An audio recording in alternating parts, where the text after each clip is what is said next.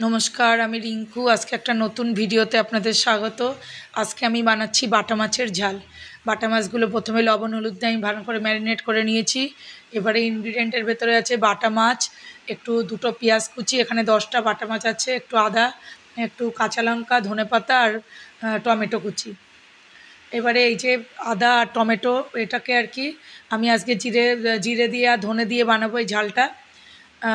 আমি এই টমেটো আর হচ্ছে একটু দু একটা কাঁচা লঙ্কা আর আদাটাকে আমি মিক্সচার গ্রাইন্ডে ভালো করে পেস্ট করে নেব। প্রথমে আমি ম্যারিনেটেড মাছগুলোকে ভালো করে তেলে, সর্ষের তেলে ভেজে নিচ্ছি। আর রান্নাটা আমি করছি আমার সেই চিরাচরিত আয়রন কড়াইয়ে, যেহেতু রান্নাটা হেলদি হয়। এবারে আমি মাছগুলোকে ভালো ভালো করে লাল লাল করে ভাজবো। মাছগুলো বেশ অনেক বড় বড়। বাটা মাছ কিন্তু বেশ ভালো খেতে এবং ভীষণ উপকারী। বাটা মাছ এগুলো জ্যান্ত মাছ, এগুলো কিন্তু খেলে শরীরের জন্য খুবই ভালো। সেই জন্যে আমি বাটা মাছটা আজকে দেখাচ্ছি। এবার বাটা মাছটা আমি ভালো করে প্রথমে একটু এই যে তেলটার ভেতরে একটুখানি লবণ দিয়ে নিয়ে তারপরে কিন্তু মাছটা দিয়েছি, তাতে করে আমার মাছটা আর কি ছেটকাবে না তেলটা, আর মাছটা খুব সুন্দর করে ভাজা হবে। সেই জন্য যখনই মাছ ভাজবেন একটু লবণ দিয়ে তারপরে কিন্তু মাছটা ভাজবেন।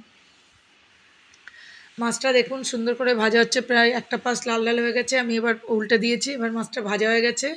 আমি মাছটা এবার তুলে নেব। এবার এইভাবে প্রত্যেকটা মাছ আমি সুন্দর করে ভাজবো, কেননা মাছ একটু সুন্দর করে ভাজলে তবেই কিন্তু তার টেস্ট হয়, কাঁচা গন্ধটাও থাকে না। সেই জন্য মাছ যখন রান্না করবেন মাছে কিন্তু খুব ভালো করে ফ্রাই করতে হবে। যত ফ্রাই হবে ততই কিন্তু মাছটা খেতে ভালো হবে। আচ্ছা, আর বাটা মাছের ঝাল তো খুব উপাদেয় খাবার। বাটা মাছের ঝাল করে দেখবেন আপনারা, ভীষণ ভালো খেতে হয়। এটা সর্ষে বাটা দিয়েও করা যায়, আবার এটা জিরে বাটা দিয়েও করা যায়। আমি আজকে জিরে দিয়ে করছি। এটা আমি আজকে জিরে গুঁড়ো আর একটু ধনে গুঁড়ো দিয়ে করছি। আবারও আমি মাছগুলো ভেজে নিচ্ছি।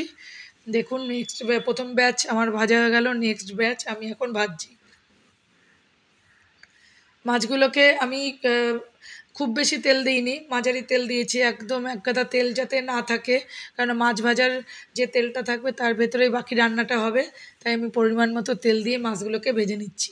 এই যে সব মাছগুলো আমার ভাজা হয়ে গেছে, দেখুন মাছগুলোকে দেখতেই ভালো লাগছে কত। মাছগুলো ভাজার পরে এবার আমি বাকি পরবর্তী স্টেপে যে আমি যাব। এই যে তেলটা রয়েছে মাছ ভাজার তেল, এইটুকু তেলেরতেই রান্না করব। আমি একটু কালো জিরে দিলাম, কেননা ঝালে একটু কালো জিরে দিলে খুব ফ্লেভার হয়, আর এটা কিন্তু খুব হেলদি কালো জিরে দেওয়াটা। এবার আমি একটু পেঁয়াজ দিলাম, কেন বাটা মাছে একটু পেঁয়াজ দিলে ভালো লাগে।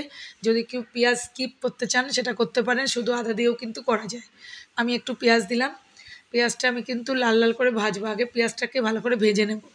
পেঁয়াজটা একটু যখন ভাজা হয়ে যাবে তখন বাকি স্টেপে বাকি যে মশলাগুলো তখন আমি দেবো।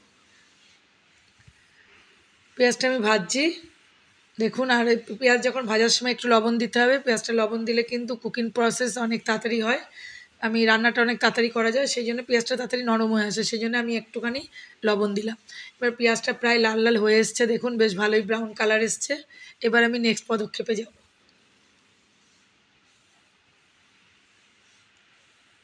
যে কোনো ঝালেই একটুখানি পেঁয়াজ দিলে কিন্তু ভালোই লাগে, সেই জন্য আমি কিন্তু একটু ঝালে পেঁয়াজকে রান্নাটা আমি একটু ঝোল ঝোল করবো, কিন্তু এটাকে গামাখাও করা যায়।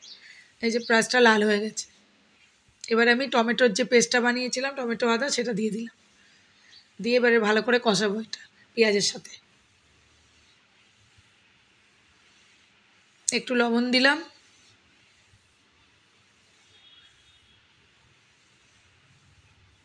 আর একটু হলুদও দিলাম।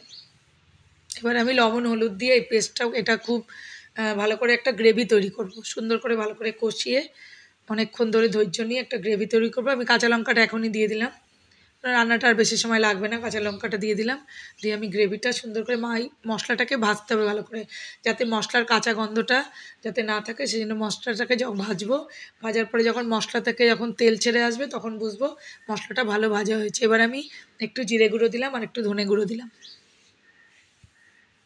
খুব বেশি জিরে ধনে দেওয়ার দরকার নেই, আমি সবসময় বলি অল্প জিরে ধনে দেবেন, বেশি দিলে টেস্ট খারাপ হয়ে যায়।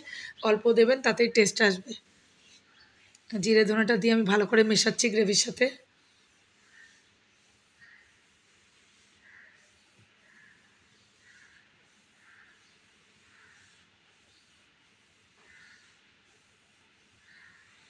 এই মোটামুটি ভাজা হয়ে এসছে। ভাজাতে আমার মশলা থেকে তেল ছেড়ে এসছে। এবার আমি জল দিয়ে দেবো, ঝোল দেবো এর ভিতরে। খুব ভালো করে ভাজা হয়েছে। এবারে আমি ঝোল দিয়ে দিলাম। আমি যতটা প্রয়োজন ততটাই দিচ্ছি, আমার যতটুকু লাগবে। আপনারা যতটুকু ঝোল খাবেন সেই হিসাবে আপনারা জলটা দেবেন। দেখুন ঝোলের কালারটা কিন্তু খুব সুন্দর হয়েছে। এবার ঝোলটা ফুটে উঠেছে বেশ। এবার আমি মাছগুলো দিয়ে দিলাম, আর এর সঙ্গে একটু ধনেপাতা অলরেডি আমি দিয়ে দিয়েছি। ধনেপাতা দিলে যে কোনো ঝালে অনেক বেশি ফ্লেভার হয়, সেই জন্য আমি ধনেপাতা দিলাম। আমার মাছ রান্না প্রায় কমপ্লিট। আপনাদের ভিডিওটা দেখার জন্য অনেক অনেক ধন্যবাদ। নেক্সট কোনো রেসিপিতে আবার দেখা হবে। রান্নাটা ভালো লাগলে আপনারা কমেন্ট করে জানাবেন, তাহলে আমি পরবর্তী যে ভিডিও দেবো তার জন্য অনুপ্রেরণা পাবো। থ্যাংক ইউ, ধন্যবাদ।